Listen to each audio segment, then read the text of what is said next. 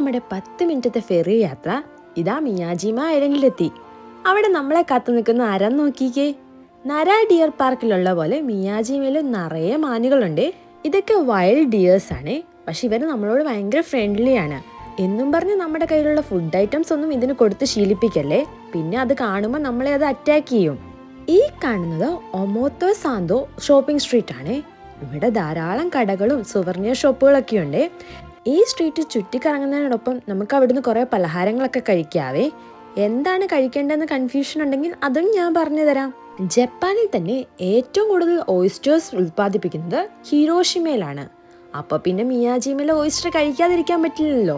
Grill ചെയ്തിട്ടും പുഴുങ്ങിയിട്ടും പച്ചയ്ക്കും ഒക്കെ അവിടെ ഓയിസ്റ്റർ കിട്ടുന്നുണ്ടായിരുന്നു. അങ്ങനെ അവസാനം ഞങ്ങൾക്ക് പറ്റിയൊരു ഐറ്റവും ഞങ്ങൾ കണ്ടുപിടിച്ചു, ഡീപ്പ് ഫ്രൈ ചെയ്തിരിക്കുന്ന ഓയിസ്റ്റർ. ഇത് ഭയങ്കര യമ്മി ആയിരുന്നേ.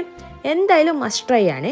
പിന്നെ അതുപോലെ തന്നെ ഒരു മസ്റ്റ് ട്രൈ ഐറ്റമാണ് ഈ പോകുന്നത്, മേപ്പിൾ ലീഫിൻ്റെ ഷേപ്പിലുള്ള മൊമോജി മഞ്ജു. ഇതും ഒന്ന് ട്രൈ ചെയ്യണേ.